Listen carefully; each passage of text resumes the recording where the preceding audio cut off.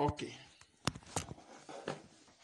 Maintenant, vous vous rappelez de qui peut nous faire un résumé sur la foi? Un résumé. Vous n'êtes pas obligé d'utiliser les versets bibliques. Juste un résumé. Vous pouvez utiliser les versets bibliques si vous voulez. Juste un résumé. Et s'il y a quelque chose à donner, on donne. S'il n'y a rien à donner, allez, on va danser. Et si on va prier, on prie, puis allez, on va se séparer. Quelqu'un, quand je pose les questions, souvent vous êtes dans vos petits coins, personne ne parle. Pourquoi? Vous êtes sûr que les enseignements là, vous les suivez.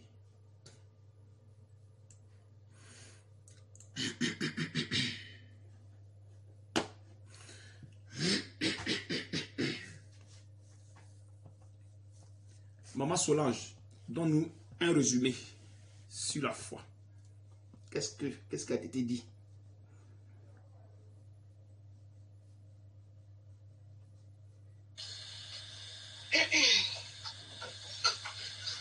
Ce que j'ai retenu par rapport à la foi, c'est que quand on nous annonce l'évangile de vérité, on accepte le Seigneur et on rentre dans la bergerie. Amen.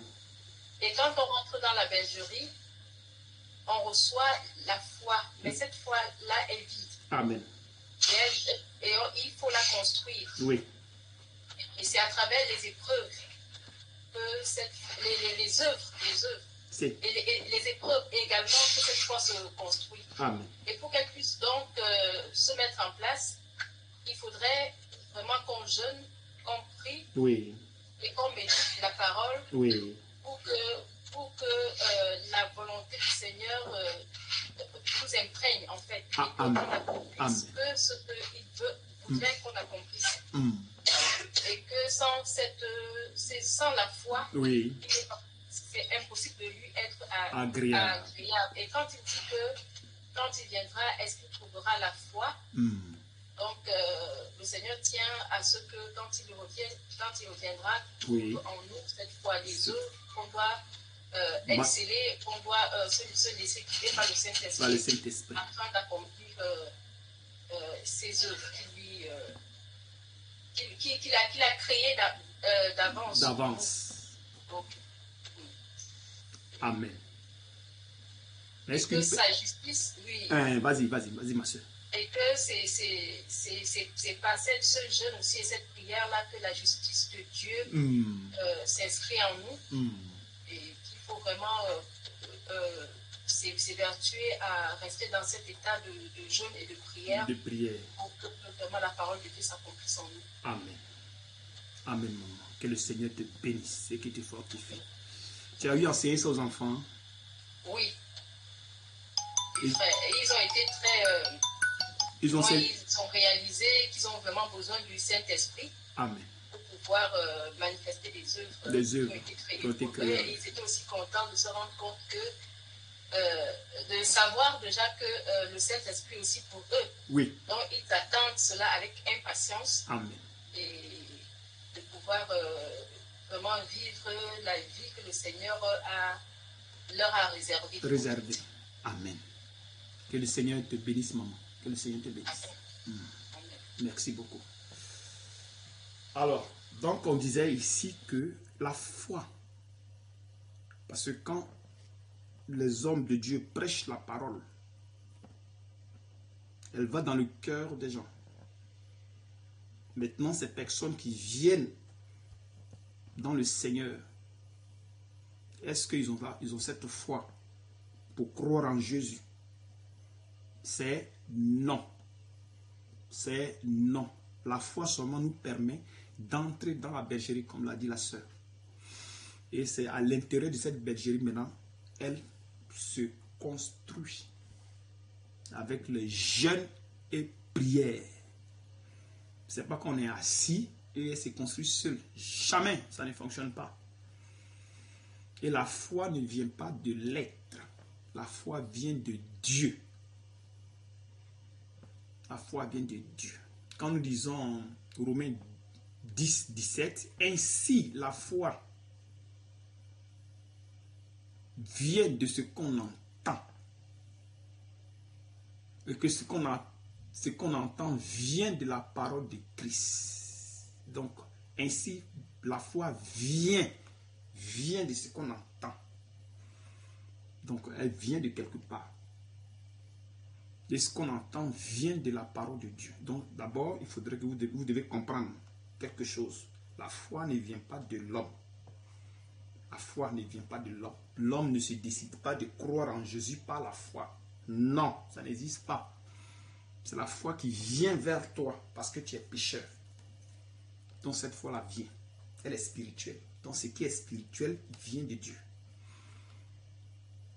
Parce que si tu décides de croire au Seigneur par ta propre volonté, ça ne marche pas. Ça ne marche pas. Tu vas croire, mais ce ne sera pas la foi du Seigneur. Ce ne sera pas la foi de Dieu. C'est Dieu qui ordonne cette foi.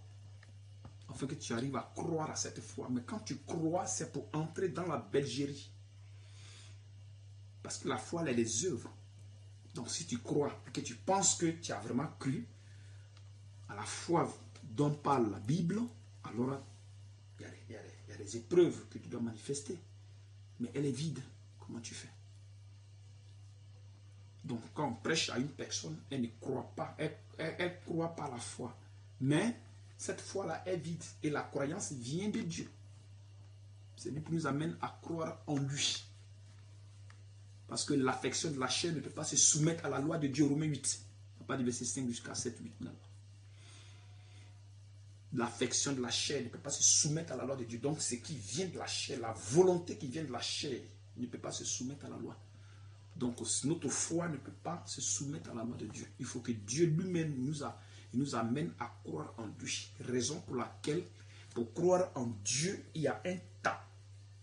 Si le temps n'est pas arrivé et que tu crois, tu peux croire. Ça, c'est ta croyance à toi. Mais ce n'est pas la foi de Dieu. Donc, elle ne pourra pas se manifester selon la volonté de Dieu.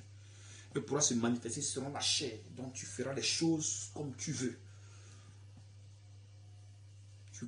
Tu comprendras aussi l'écriture aussi comme tu veux. Donc, tout se fera selon la chair et non selon l'esprit. Parce que quand tu es dans la foi, comme Paul dit dans Romains 2 Corinthiens 13, 5, examinez-vous si vous êtes dans la foi. Donc, il faut que tu sois dans cette foi-là, afin que tu puisses marcher par la foi. Mais pour que tu marches par la foi, il faudrait qu'elle soit construite. C'est-à-dire qu'à l'intérieur de toi, Dieu a créé des œuvres. Et ce sont ces œuvres qui vont être manifestées, façonnées.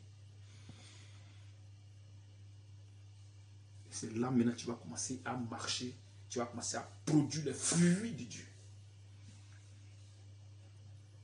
Quand nous lisons Hébreux 11, verset 1.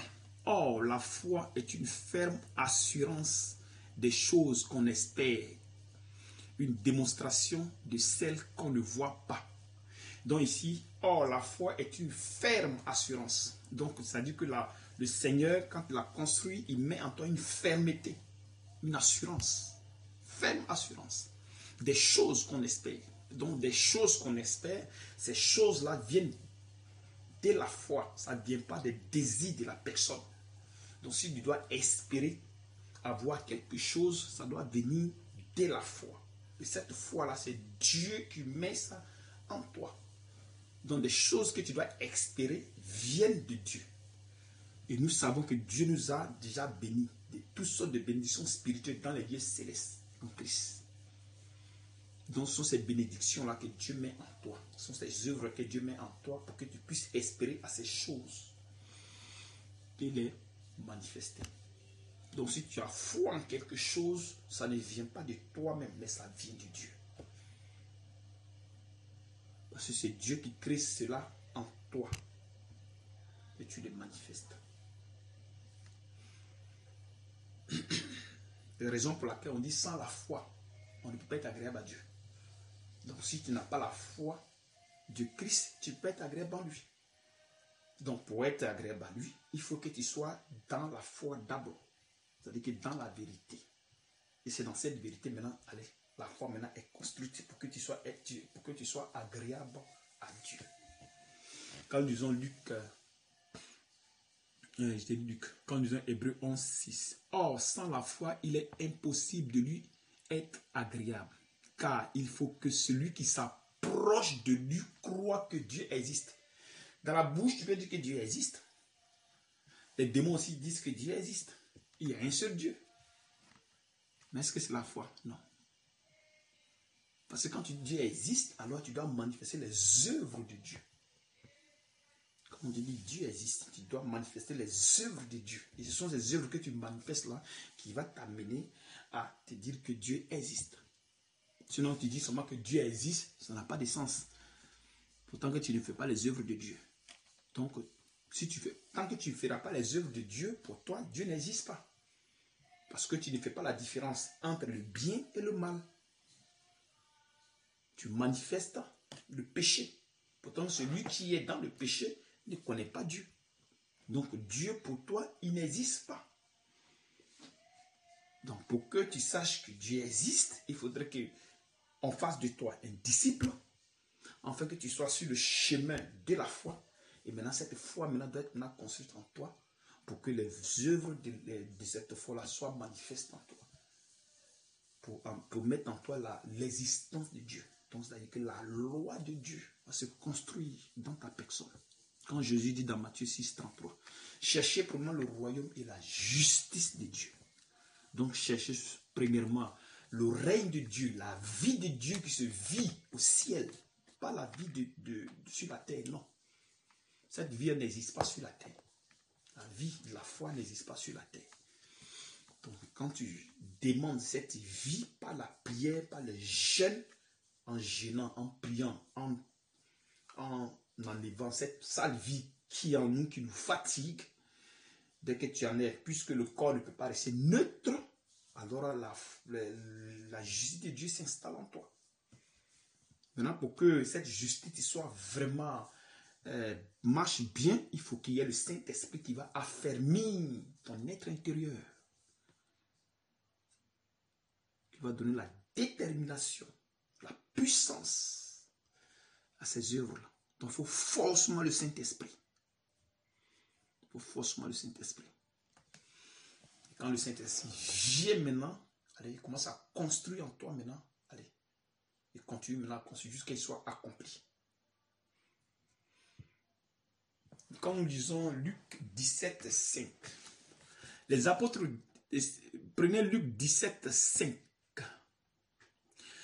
Luc 17, 5. Je vais lire pour qu'on aille un peu plus rapidement. Si vous ne m'attendez pas, dites-moi. Voilà, comme ça, je vais faire chose.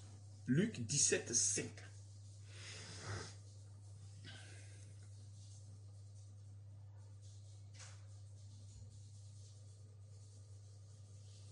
Avant de lire d'abord Luc 17, 5, on va lire Acte 6, 36.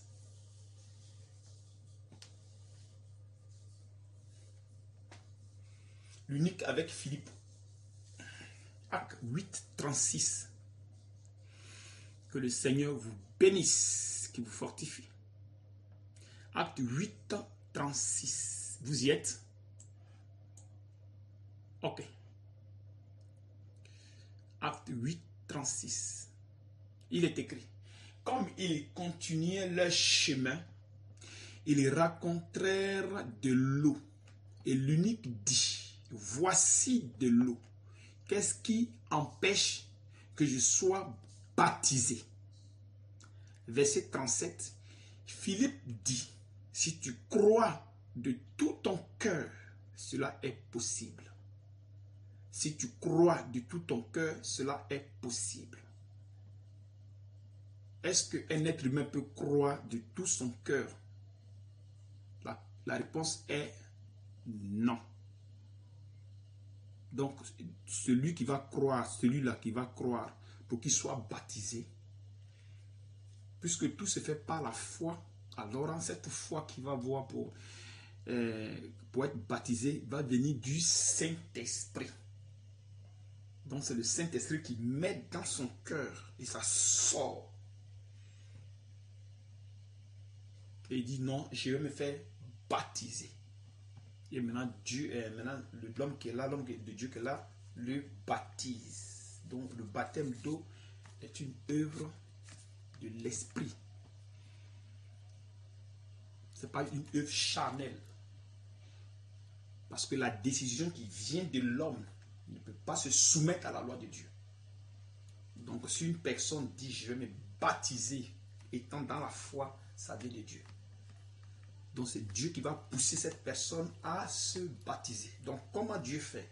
Puisque la volonté de Dieu marche avec son esprit, si Dieu a déjà programmé que peut-être que dans 5 jours, tu vas te baptiser, quand les 5 jours arrivent, il crée un temps. Il crée un temps pour que ce qu'il a créé en toi soit manifeste. Sa volonté.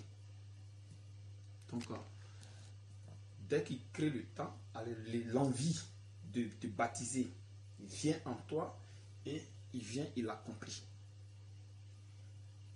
Donc le fait que tu dises je vais me baptiser ne vient pas de la chair, mais ça vient de l'Esprit de Dieu. Donc c'est Dieu qui va te pousser à ce que tu puisses te baptiser.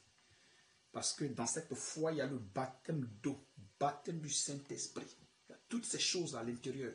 Donc ce sont des choses qui s'accomplissent en toi. Mais tout se fait selon la foi de Dieu. Donc pas selon le désir de l'homme, mais de Dieu. Donc si vous n'êtes pas encore baptisé, restez tranquille. Si vous avez eu un baptême au nom du Père, du Fils, du Saint-Esprit, restez tranquille. Le Saint-Esprit trouvera un temps pour qu'on vous baptise. Parce que vous désirez se baptiser ne vient pas de vous. Ça ne vient pas de la chair. La chair, c'est le péché. Ça vient de l'esprit. Donc Dieu va ordonner le temps. Et dès que le moment est arrivé, il va coordonner les choses. Et puis paf, le baptême va s'accomplir.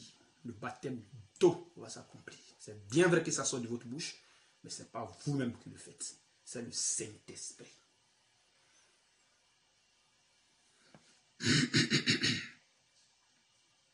Raison pour laquelle quand vous lisez la Bible, faites beaucoup attention. Et je le répète tout le temps. Faites beaucoup attention. C'est très important. C'est très très important. Donc, sans la foi, on ne peut pas être agréable à Dieu. Parce que c'est dans la foi, allez, on commence à marcher dans la volonté parfaite, la sanctification, toutes ces choses, la justice, tous ces genres de choses. Ça commence à s'accomplir en nous. Ça commence à s'accomplir en nous. Quand nous lisons 1 Thessaloniciens 4, verset 2. 1 Thessaloniciens 4, verset 2. D'abord, avant de lire 1 Thessaloniciens 4, verset 2.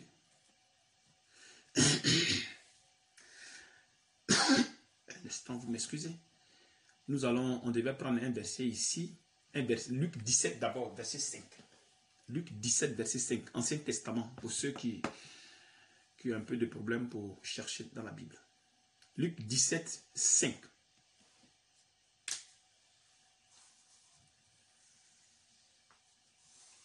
Luc 17, 5.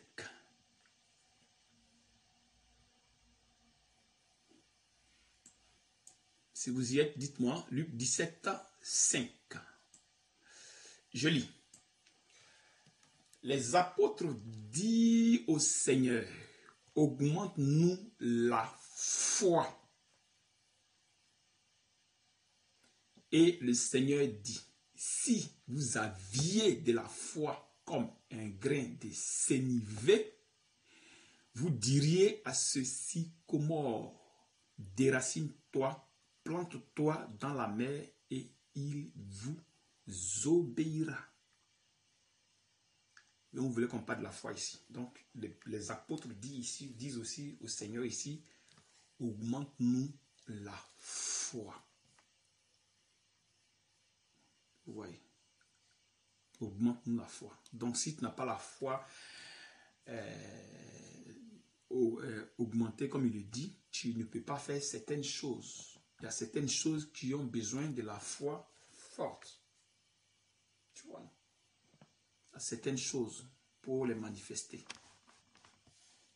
Il faut aussi avoir aussi ce don aussi manifester cela. Donc, augmente-nous la foi. Donc, c'est-à-dire que la foi ne vient pas de l'être. La foi ne vient pas de l'être, ça vient de Dieu. Et le Seigneur dit, si vous avez, il lui a dit, mais si vous avez de la foi, tu as vu comment ça fonctionne? Il dit, si vous avez, c'est comme si ceux qui vont produire cette foi-là. Pourtant, eux-mêmes, ils disent au Seigneur, augmente-nous la foi.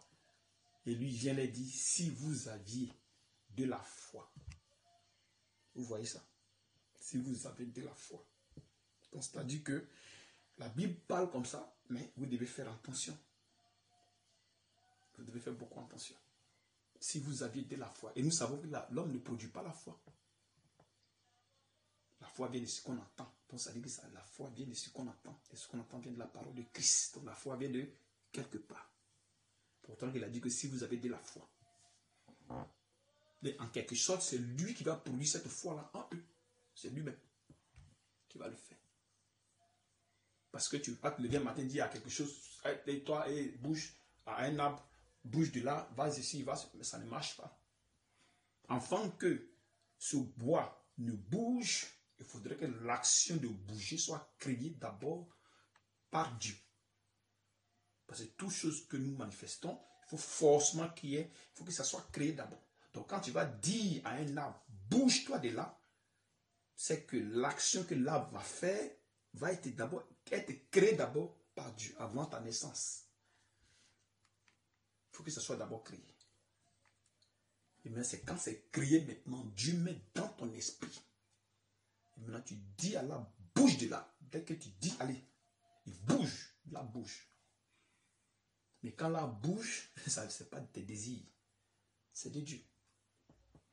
Donc c'est Dieu qui fait bouger l'arbre. Parce qu'il a créé cela en toi, donc ça va se manifester forcément. Même si tu ne veux pas le dire, mais forcément, tu seras poussé par l'esprit. Afin que tu accomplisses ce que Dieu a mis en toi.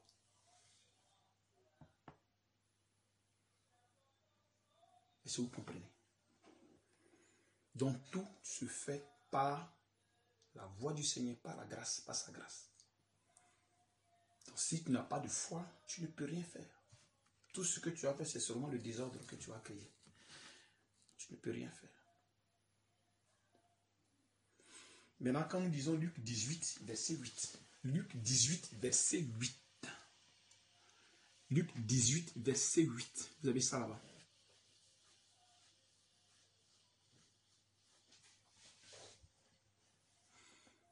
Luc 8, verset 8. Luc 18, pardon, verset 8. Frère, tu prends les notes des versets bibliques là. Brice, tu prends note? Non, frère, cette fois-ci, je n'ai pas pris note. Ok, c'est pas grave.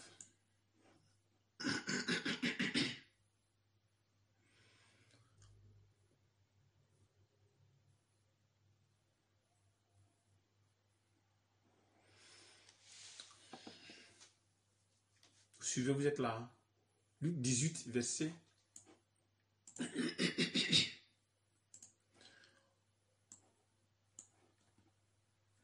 Luc 18, verset 8.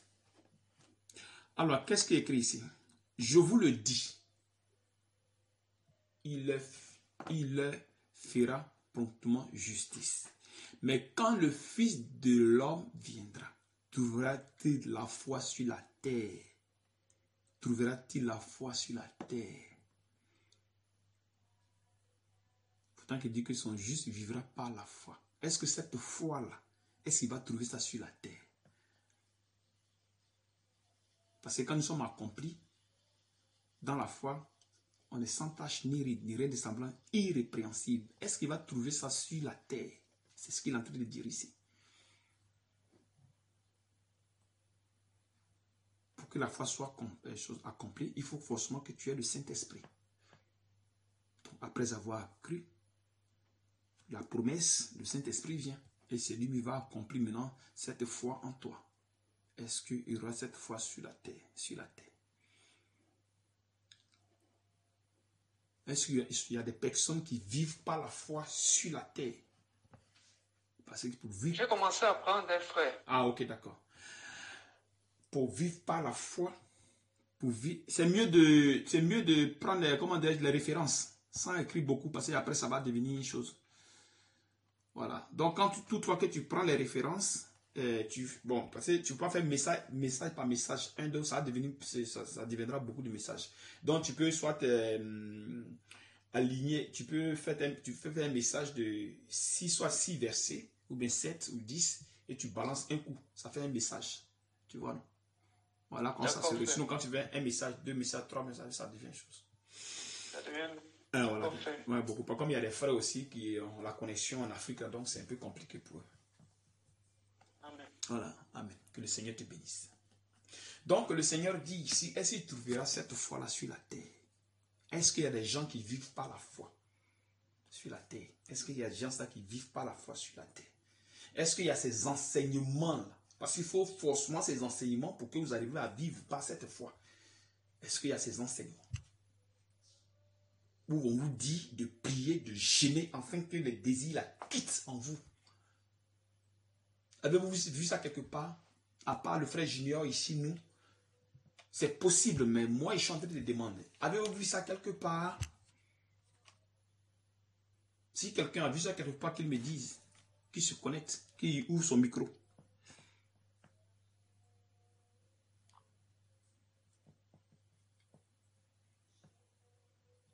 Si déjà tu as eu le Saint-Esprit, forcément tu seras enlevé. Ça c'est obligatoire, même si tu ne marches pas par la foi.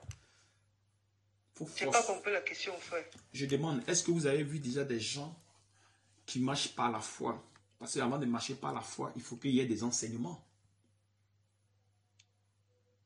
Et ces enseignements vous amènent à jeûner, à prier, afin que la vie qui est en vous là sorte.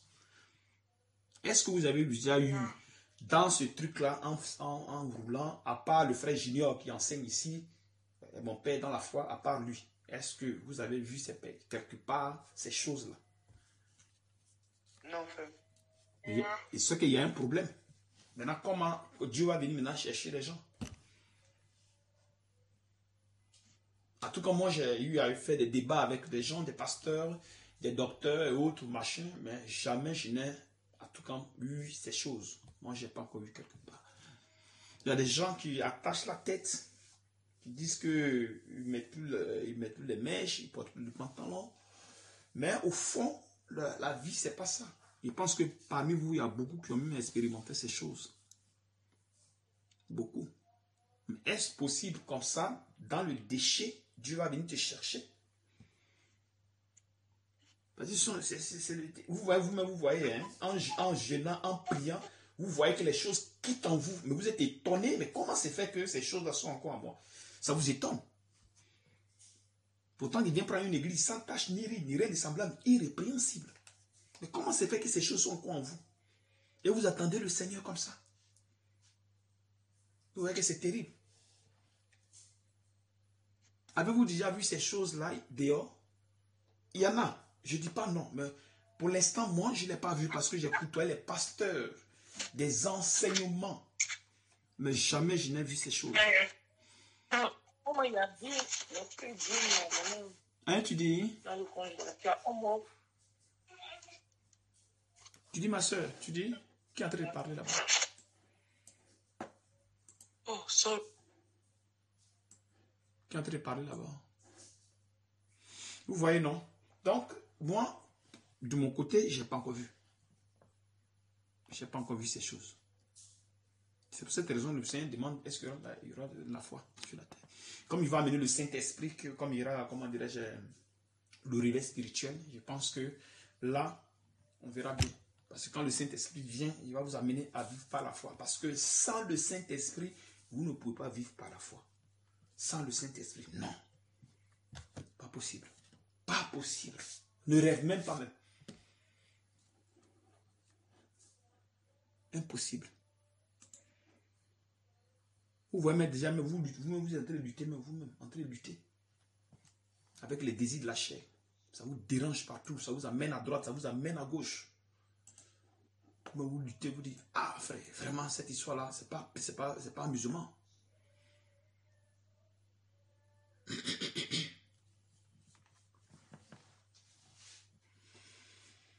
Vous voyez, non. Donc, quand vous vivez par la foi, ça vous amène à vous éloigner du péché. Vous éloigner du péché, à s'accrocher au Seigneur, à Dieu. C'est la raison pour laquelle le Seigneur veut notre sanctification. Et la sanctification implique la foi forcée. Et les pasteurs n'enseignent pas ces choses-là. Moi, quand je passe, tu auras la maison, tu auras ceci, tu auras cela. Bon, c'est tout leur problème. Ou prier pour les gens, pour que les gens guérissent. C'est tout. Mais à dire que insister sur la sanctification, afin que les gens soient éloignés du péché, ces choses, pour craindre Dieu, moi, je n'ai pas encore vu. Il peut en avoir. Le Saint-Esprit ne m'a pas encore montré. Il peut en avoir. Ça ne va pas parce qu'il ne m'a pas montré que ça n'existe pas. Non. Mais moi, je ne l'ai pas encore vu. Sinon, ça peut exister. Le monde est grand. On a beaucoup de disciples. Il y en a beaucoup. Mais il n'y a pas beaucoup de chrétiens. Beaucoup enseignent sans l'Esprit du Seigneur, sans la direction du Saint-Esprit. Ils prennent la Bible, qu'ils ont une connaissance, allez, paf, c'est parti. Mais c'est pas comme ça Dieu fonctionne. Dieu ne fonctionne pas de cette manière. Alors, lisons 1 Thessaloniciens 4, verset 2. 1 Thessaloniciens 4, verset 2.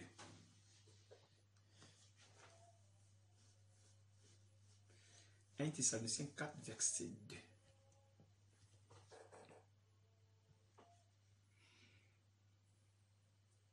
« 1 Thessaloniciens 4, verset 2. « 1 Thessaloniciens 4, verset 2. Je lis. « Vous savez, en effet, quels préceptes nous vous avons donnés de la part du Seigneur Jésus. Ce que Dieu veut, c'est votre sanctification. C'est que vous vous absteniez de l'impudicité. C'est que chacun de vous sache posséder son corps dans la sainteté et l'honnêteté. » Donc, pour s'abstenir de l'impudicité, de la débauche, du mensonge, de l'orgueil, de l'égoïsme, de toutes ces pensées négatives, il faut forcément passer par la sanctification. Et la sanctification entraîne la foi forcée. Nous entraîne dans la foi. Donc ça veut dire qu'il faut être sur le chemin de la foi forcée. Et la foi, qu'est-ce qu'elle fait? Elle vous amène dans la justice de Dieu. Et pour être dans la justice de Dieu, il faut t'éloigner du péché. Donc, jeûner, prier, c'est important. Elle est bien aimée. Sinon, vous n'allez pas vous abstenir de ces choses. Non. Non, non, non. Et vous ne pouvez pas posséder votre corps. Parce que le corps est dans le péché. De comment toi tu viens pour posséder ton corps dans la sainteté si tu n'es pas dans la foi? Si Dieu ne t'a pas accordé ce privilège, cette grâce, cette miséricorde, comment tu fais? Tu ne peux pas.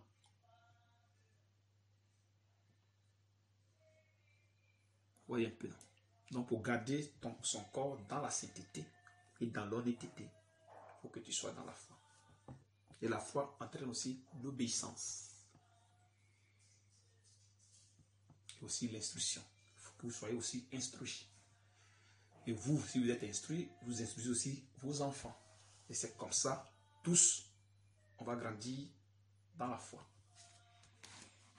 Afin que Dieu puisse accomplir ce qu'il a créé en nous, les œuvres qui ont été créées.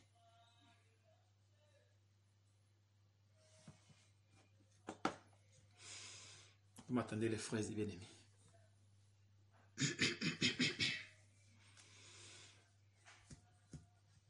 Quand nous lisons Matthieu, qu'on avait lu tout à l'heure, Matthieu 10, on avait lu, excusez-moi, on avait lu le truc de Seigneur là dans Luc 17. On va lire dans Matthieu 17, 15, à part du verset 15. Matthieu 17, à part du verset 15.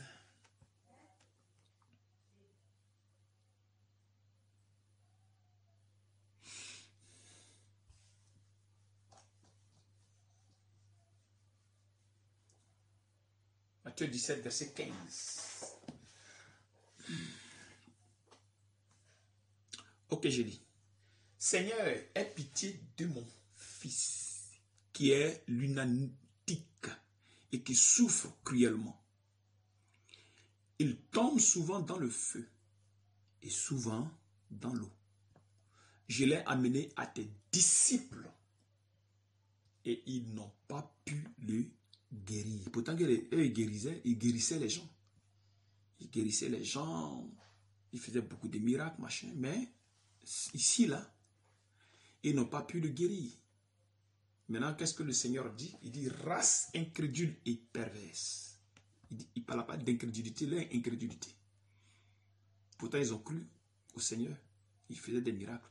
Répondit Jésus. Jusqu'à quand serai-je avec vous?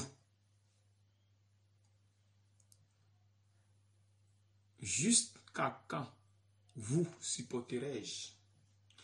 Maintenant, il dit quoi ici? Amenez-le-moi ici. Verset 18. Jésus parla sévèrement au démon qui sortit de lui. Donc, il dit quoi? Sévèrement. Donc, quand vous priez, c'est pas dire démon sort, démon sort. Non, ça ne marche pas. Jésus qui est Dieu, il a parlé sévèrement à l'esprit. Sors! C'est pas là, sors, démon, sors. Ça ne marche pas. Ça ne marche pas. Tu vas dire un démon sort, puis il va être là, puis il va te dire, mais lui là même, André a quelque chose qui ne va pas dans son esprit. Tu vois. Donc, Jésus parla sévèrement au démon qui sortit de lui et l'enfant fut guéri à l'heure même. Verset 19. Alors les disciples s'approchèrent de Jésus et lui dirent en particulier, pourquoi n'avons-nous pu chasser ce démon? Et bien, je pose la question. C'est à cause de votre incrédulité, leur dit Jésus. Je vous le dis en vérité. Donc, à cause de l'incrédulité, ils n'ont pas pu chasser le démon. Donc, leur foi était encore incrédule. Ça veut dire qu'il y avait l'incrédulité dans le cœur. Parce qu'eux, ils ne gênaient pas. Hein? Et avec Jésus, ils ne gênaient pas. Je vous le dis en vérité. Si vous aviez de la foi comme un grain de sénévé, vous diriez à cette montagne, transporte-toi d'ici là, et elle se transporterait. Rien ne vous sera impossible. Tu as vu ça? Il dit, rien ne sera impossible à ces personnes. Donc vous aussi, rien ne vous sera impossible. Mais pas des choses qui vont venir de vous dans votre esprit. Non. Les choses que Dieu a préparées. C'est ce qu'il va mettre dans votre tête, afin que vous arrivez à les manifester. Si Dieu t'a pas mis quelque chose dans l'esprit que tu le fais, ça ne marchera jamais. Verset 21. Mais cette sorte de démon ne sort que par la prière et par le jeûne. Tu vois? Donc il y a des démons qui peuvent sortir par la prière et par le jeûne. Il y a des démons. Donc il y a des démons têtus. Il y a des démons têtus par la prière et par le jeûne. Parce que eux, ils ne gênaient pas. Ils n'étaient pas dans les mouvements de jeûne. Donc, ils ne pouvaient pas enlever, ils ne pouvaient pas guérir cet esprit. Et ils ne pouvaient pas enlever cet esprit. Donc, comme vous gênez, vous priez, et l'incrédulité est là, vous enlevez l'incrédulité en vous. C'est-à-dire que la vie païenne sort de vous. Et au fil du temps, allez, la foi se construit pour faire disparaître l'incrédulité. Parce que l'incrédulité va vous pousser à ne pas manifester ce que Dieu a mis en vous. Donc en jeûnant, en priant, allez, ça enlève l'incrédulité. Ça enlève l'incrédulité. Ça enlève tout ce qui est désordre. Tout ce qui est péché. Pourtant, eux-mêmes, ils avaient dit au Seigneur d'augmenter leur foi. Le Seigneur peut le faire à l'instant. Mais lui, il veut qu'on gêne et qu'on prie, afin que ça s'augmente en nous. Donc, plus tu grandis dans la foi, plus l'incrédulité commence à disparaître. Et c'est comme ça que tu vas créer en toi maintenant les choses pour que tu puisses les manifester. Vous savez bien, hein, bien aimé. C'est très important. Hein? C'est très important. Donc, tout est basé sur la foi. Tout est basé sur la foi. Tout est basé sur la foi. Prenons Hébreux 10, verset 32. Que le Seigneur vous bénisse et qu'il vous fortifie.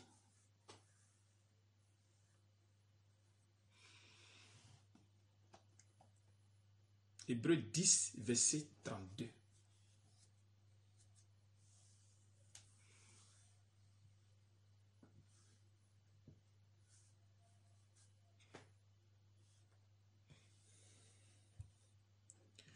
Hébreux 10, verset 32.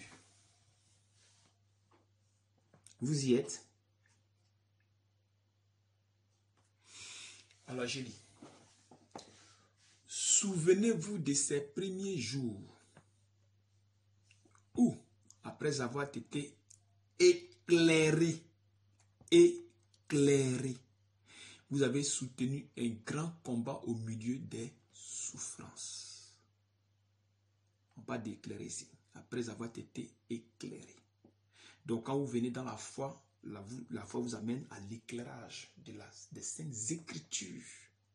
S'il n'y a pas l'éclairage, vous ne pouvez pas marcher par la foi. Non, ce n'est pas possible. Il faut qu'il y ait l'éclairage des saintes écritures. Et l'éclairage est fait par le Saint-Esprit. Le Saint-Esprit, c'est lui qui met l'éclairage dans votre cœur, dans votre esprit, afin que vous arrivez à comprendre les saintes écritures.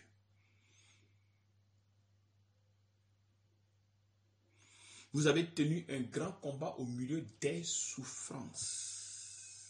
Tu as vu, non? Vous avez soutenu un grand combat au milieu des souffrances. 33. Donc même avec la souffrance, allez, vous combattez, sans problème. Mais il faudra que vous soyez éclairés.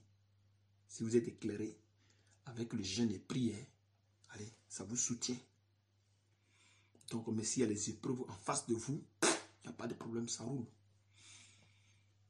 Donc, vous voyez que tout est basé. Le jeûne et prière. Jeûne, prière et éclairage des Saintes Écritures fait par le Saint-Esprit. Verset 33. D'une part, exposé comme en spectacle aux opprobres et aux tribulations. Et de l'autre, vous associant à ceux dont la position était la même. Verset 34. En effet, vous avez eu de la compassion pour les prisonniers. Donc la compassion commence à naître en eux. Et tout cela, c'est la foi qui produit ces choses. La compassion commence à naître quand il y a l'éclairage. Parce que la chair n'a pas de compassion. La chair n'a pas de compassion. La chair ne produit pas de compassion. La compassion de Dieu, non, non, non. La chair ne produit pas ces choses-là. Et tout cela, c'est la question de foi. Il faut rester dans la foi. Si vous vous détournez de la foi, ciao. Vous devez rester dans la foi.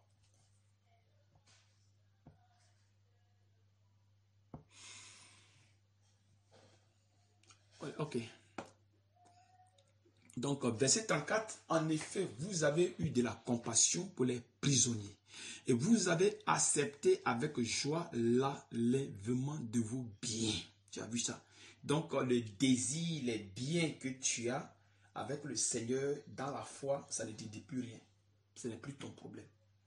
Parce que ton cœur commence à t'attacher à Dieu. Tu commences à avoir de l'amour pour les autres. Donc, tout ça, ça se passe dans la foi. Toujours. Et pour avoir cet amour, cette compassion, il faut jeûner, il faut prier. Sans ça, ton cœur ne produira jamais ces choses. Jamais. Tu vas être gentil, mais ce ne sera pas selon la volonté de Dieu. Ce sera selon la volonté de la chair. Pourtant que nous savons que l'affection de la chair ne se soumet pas à la loi de Dieu, Romains 8. Nous savons. Qu'elle ne se soumet pas à la loi de Dieu. Ok. Verset en arrivant de vos biens, sachant que vous avez des biens meilleurs et qui durent toujours. Des biens meilleurs et qui durent toujours. Ça maintenant, toutefois que tu poses un acte, que tu rends service selon l'esprit et non selon le désir, non, selon le désir de la chair, selon l'esprit, donc toujours dans la foi. Toutefois que tu produis quelque chose, tu donnes quelque chose, tu fais une offrande ou bien tu rends service ou bien tu fais je ne sais pas quoi, la chose que tu as manifestée là, ce sont des trucs que tu banques au ciel. C'est comme tu étais dans ta banque et tu vas verser de l'argent. Donc tu vas verser de l'argent au ciel. Vous voyez? C'est comme tu es en train d'amasser des biens. Amasser des biens. Et quand tu amasses comme ça, ça reste là. Ça ne peut pas se perdre. Dieu va te récompenser plus tard. Tu auras ta couronne. Mais tout ça aussi, il faut gêner, il faut prier, rester dans la foi. Il ne faut pas rester hors de la foi, non. Il faut rester dans la foi.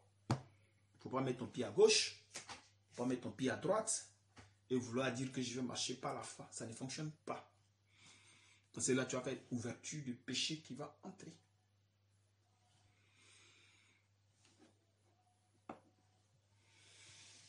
Ok. Donc, j'étais où? En effet, vous avez eu de la compassion pour les prisonniers et vous avez accepté avec joie l'enlèvement de vos biens, sachant que vous avez des biens meilleurs et qui durent toujours. Verset 35. N'abandonnez donc pas votre assurance, à laquelle est attachée une grande rémunération. N'abandonnez pas votre assurance, à laquelle est attachée une rémunération, une récompense. N'abandonnez pas votre assurance. Ça dit que n'abandonnez pas la foi. Parce que c'est dans la foi, il y a l'assurance. Donc n'abandonnez pas la foi. Parce qu'avec les problèmes et autres, tu vas vouloir t'échapper. Pourtant que normalement, non, on ne s'échappe pas. On reste là jusqu'à ce que le Seigneur accomplisse les choses en nous. Verset 36. Car vous avez besoin de persévérance. Donc, vous devez persévérer. Et nous savons qu'il y a, comment dirais-je, des épreuves. Il y a toutes ces choses-là. Donc, nous devons persévérer, quelles que soient les circonstances. Nous devons persévérer. Nous devons nous attacher au Seigneur. Mais ce n'est pas que c'est avec les yeux comme ça. Non. Toujours dans le jeûne et prière. Jeûne et prière. Toujours. On ne doit pas se dérober de ces choses. Enfin, qu'après avoir accompli la volonté de Dieu, vous obteniez ce qui vous est promis. Après avoir accompli la volonté de Dieu. C'est-à-dire que la loi de Dieu va s'accomplir en vous. La volonté va s'accomplir en vous. La loi de Dieu va s'accomplir. Et vous allez manifester les œuvres de l'Esprit. Vous obtenez ce qui vous a été promis. Ça, ce sont les gens qui ont reçu l'Esprit du Seigneur. Obtenez ce qui vous a été promis. C'est-à-dire que quand tu crois en Dieu, il te dit que tu es sauvé. C'est ce que le Seigneur dit, la vie éternelle. Il vous promet la vie éternelle, mais il dit quand tu crois en lui, tu es sauvé. Mais pour que tu saches vraiment que tu es sauvé, il faudrait que tu persévères dans la course, dans la marche, jusqu'à la fin.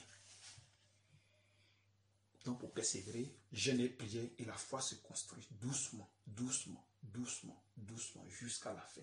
Donc, en jeûnant, en priant, ça met en toi la persévérance, l'assurance. Allez, puis tu grandis là-dedans, tu grandis là-dedans, tu grandis là jusqu'à la fin.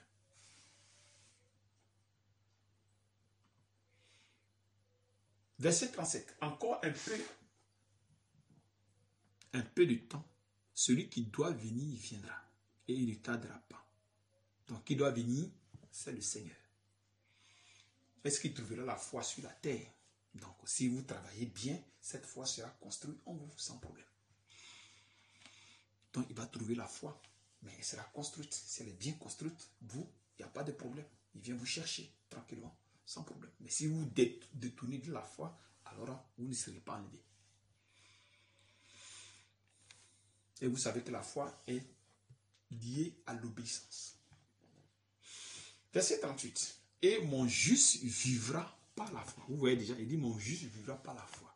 Donc, c'est-à-dire que quand Dieu te donne cette foi et qu'elle est vide, qu'elle n'a pas de choses, pour que tu puisses vivre par la foi, il faut que tu sois juste. C'est la justice. Il faut que tu sois une personne juste. Donc, qu'est-ce qu'il faut faire? Toujours, ça nous ramène toujours au jeûne et prière. Jeûne et prière. Toujours. Jeûne et prière pour que tu puisses enlever cette mauvaise vie en toi. Puisque le corps ne peut pas rester neutre. Donc, la justice de Dieu va s'installer. Et ça parle de la justice, non, tu vas marcher maintenant par la foi. Mais, s'il se retire, c'est-à-dire que si de ce juste-là se retire, mon âme ne prend pas plaisir en lui. Donc, si tu te retires de la foi, alors le Seigneur aussi va se retirer de toi, tranquillement, sans problème. Verset 39.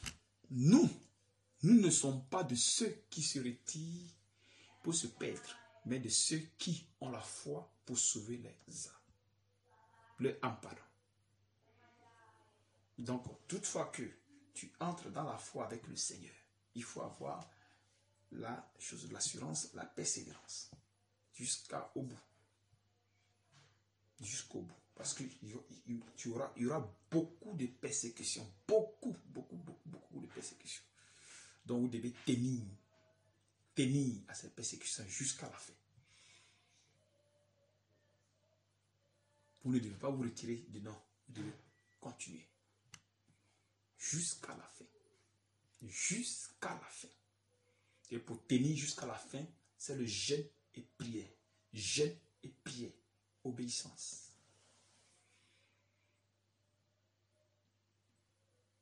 C'est important, les bien-aimés. C'est important.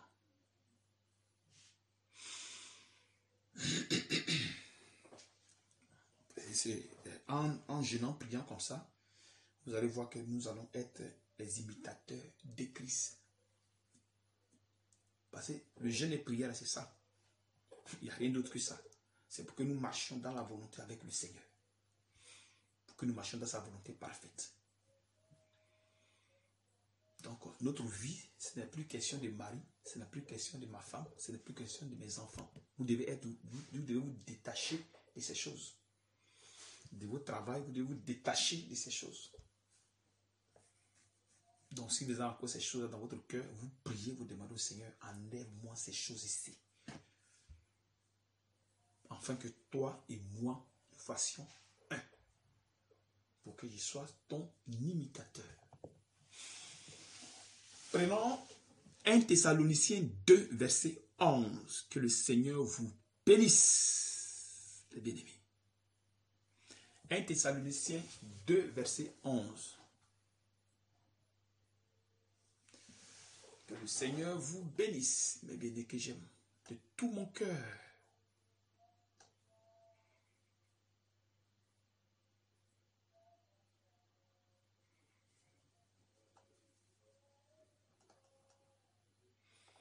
Un Thessaloniciens 2, verset, à part du verset 11. Vous y êtes? Ok. Vous savez aussi que nous avons été pour chacun de vous ce qu'un père est pour ses enfants. Vous exhortant, vous consolant, vous conjurant de marcher d'une manière digne de Dieu, qui vous appelle à son royaume et à sa gloire. Verset 13. C'est pourquoi nous rendons continuellement grâce à Dieu de ce qu'en recevant la parole de Dieu que nous vous avons fait entendre, vous l'avez reçu, non comme la parole des hommes. Vous voyez ça? Donc, c'est-à-dire que la parole que vous recevez d'un frère, d'un serviteur, ne vient pas de lui.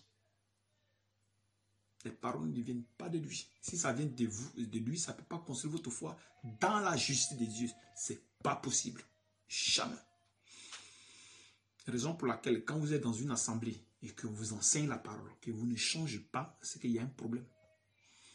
C'est que l'enseignement qui sort de la bouche de ce dernier vient de sa chair. Ça ne vient pas de l'esprit. Parce que quand ça vient de l'esprit, ça construit en toi la justice de Dieu. Ça construit en toi la justice de Dieu, afin que tu puisses marcher selon la volonté parfaite.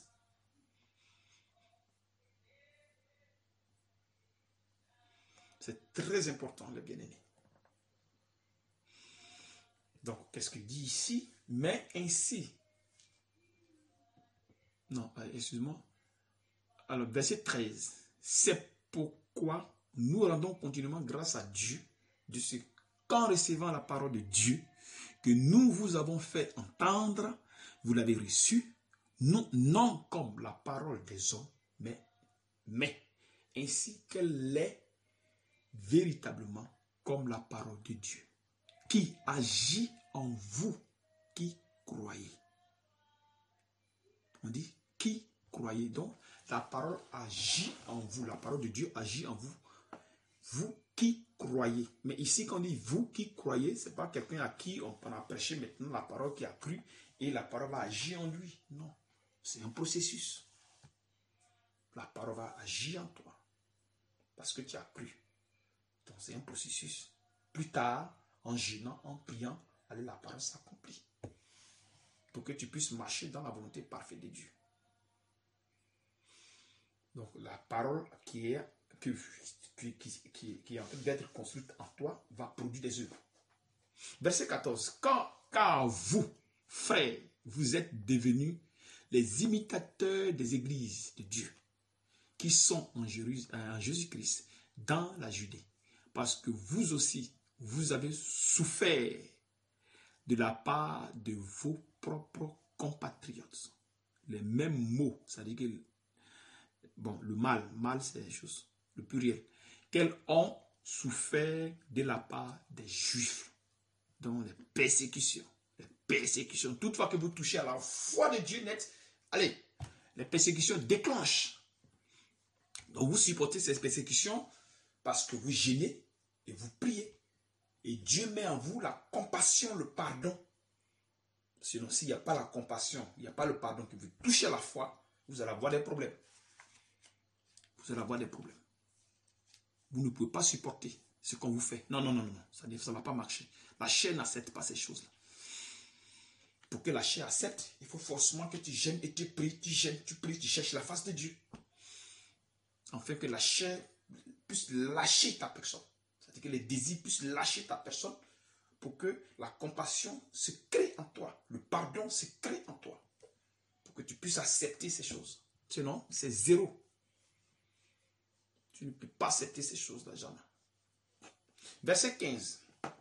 Ce sont des Juifs qui ont fait mourir le Seigneur, Jésus-Christ et les prophètes, qui nous ont persécutés. Qui nous ont persécutés, qui ne plaisent point à Dieu et qui sont ennemis de tous les hommes. Qui nous ont persécutés. Tu vois, non? Donc les persécutions qui viennent, c'est pour former votre foi. Raison pour laquelle quand vous avez la persécution, quand vous avez ces choses, vous n'allez pas à dire que non, je dois, comme on dit, retour à l'envoyeur. Souvent les gens disent ça dans les églises. Pourtant, ce n'est pas de bonnes choses. Quand tu es dans ton quartier, que quelqu'un te persécute avec des paroles, machin, toi, tu restes tranquille et dans ton cœur, tu demandes pardon au Seigneur. De lui pardonner ce qu'il est en train de faire. Parce que lui qui le fait, il peut être un chrétien, tu ne le sais pas. Il est enfant de Dieu, tu dis non, enfant de Dieu, pardon, pas chrétien. Enfant de Dieu, tu ne sais pas. Parce que tu peux être dans le monde, étant enfant de Dieu, mais seulement que Dieu ne s'est pas encore révélé à toi. Parce qu'on ne devient pas enfant de Dieu. On est de Dieu. On ne devient pas. C'est bien vrai que c'est écrit dans la Bible. Mais là, ce qui est écrit là, c'est la nouvelle naissance. Donc on ne devient pas enfant de Dieu. Si on devient enfant de Dieu, alors nous aussi, nous pouvons devenir enfants de nos pères. Pourtant que c'est impossible. Nous naissons de nos parents. On ne devient pas enfant de nos parents. Nous naissons de nos parents. Donc quand maintenant le Seigneur vient, il te révèle ta nature. En te prêchant la parole. Et par la foi, allez. Il te prend puis il te fait entrer dans la bergerie. Enfin, maintenant que tu puisses maintenant enlever maintenant cette vie qui est en toi. L'esprit, cette vie. Quand c'est enlevé maintenant, tu es maintenant ennemi des hommes. Parce que ta vie et leur vie, c'est plus pareil. Vous n'êtes plus pareil, vous n'êtes plus même chose. Mais c'est Dieu qui suscite ces choses, afin qu'il crée en toi le pardon, la compassion. Sinon, tu ne peux pas pardonner à une personne. La chair ne pardonne pas. La chair ne connaît pas les pardons. Non, non, non. La chair ne connaît pas ces choses. La chair ne connaît pas le pardon. La chair ne connaît pas ces choses. Vous voyez, non? La chair ne connaît pas le pardon. Jamais. La chair ne pardonne pas. Raison pour laquelle quand tu ne connais pas bien Dieu, ta manière de vivre, il y a quelque chose, il y a problème. Il y a beaucoup qui vont à l'église. Mais ils ne constatent pas que je vais dans cette église, je vais dans cette assemblée. Mais ma vie ne change pas. J'ai encore les mauvaises habitudes, mais c'est mieux que je sois païen. Là, comme ça, moi, je suis tranquille. Mais les gars ne se posent pas la question. Pourquoi? Parce que le Seigneur ne s'est pas encore révélé à eux. Donc, quand le Seigneur ne s'est pas encore révélé à toi, tu ne feras pas la différence entre le bien et le mal. Tu vas penser que tu es dans la vérité, pourtant que tu es dans le péché. Et tu vas aller de l'avant comme ça, aller de l'avant, jusqu'avec l'orgueil et tout. Hein. Par contre, quand tu viens dans la foi, quand Dieu se révèle à toi, alors, qu'est-ce qu'il fait? Il met dans ton esprit, dans ton entendement, le bien. C'est là maintenant que tu commences à comprendre, à faire la différence maintenant, discerner maintenant ce qui est agréable à Dieu. Et tout ça, c'est fait par la foi. Toujours. C'est fait par la foi.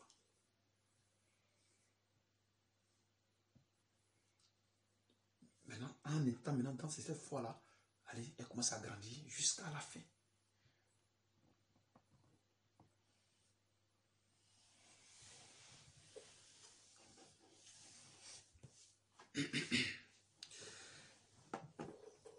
Prenons 1 Timothée 4, verset 1. Que le Seigneur vous bénisse et qu'il vous fortifie.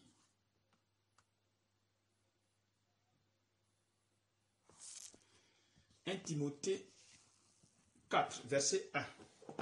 1 Timothée 4, verset 1.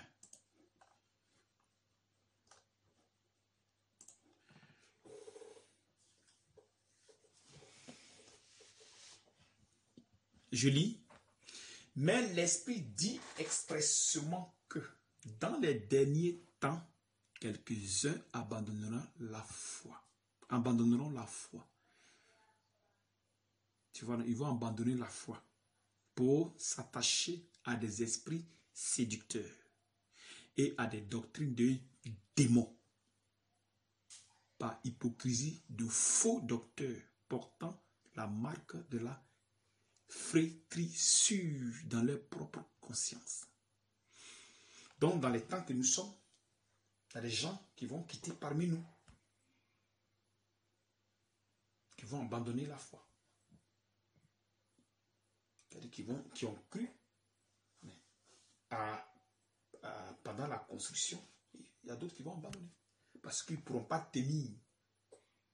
Parce que pour que tu tiennes, il faudrait que Dieu crée en toi les œuvres. Il faut que Dieu crée en toi ces œuvres-là afin que tu puisses tenir les épreuves. Parce que la foi produit les épreuves pour qu'elles soient construites. Alors si à l'intérieur de toi, Dieu n'a pas créé ces œuvres-là pour aller contre ces persécutions, tu vas fuir. Donc il y a des gens qui vont venir ici, mais qui ne pourront pas tenir. Qui ne pourront pas tenir. Donc ils vont abandonner la foi. Et ils vont s'attacher à d'autres doctrines. Pourquoi? Parce que les œuvres là, il n'y a pas des œuvres construites et créées en lui. Il n'y a pas des œuvres construites en lui, afin de pouvoir faire face aux épreuves. Parce que pour faire face aux épreuves, il faudrait que les œuvres soient créées en toi. Et ce sont ces œuvres là qui vont maintenant qui vont se manifester. Ce sont ces œuvres là qui vont se manifester. Vous comprenez un peu les bien-aimés.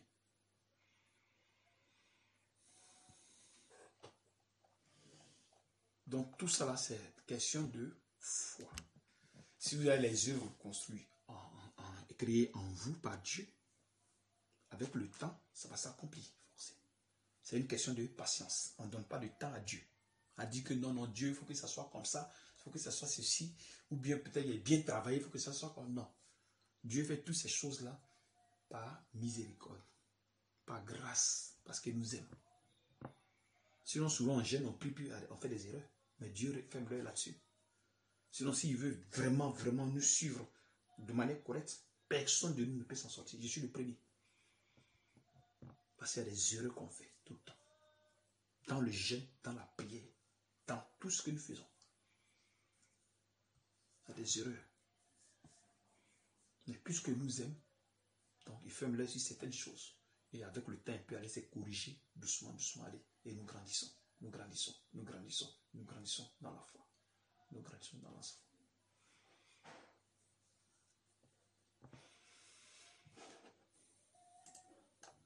Vous voyez comme le Seigneur, notre papa est merveilleux. Il est tellement merveilleux, tellement merveilleux, tellement merveilleux.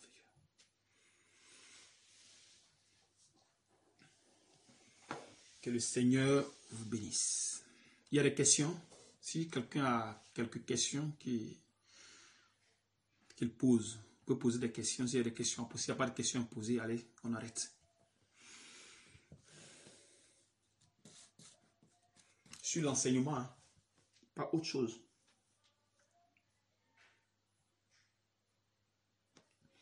Si vous avez bien saisi,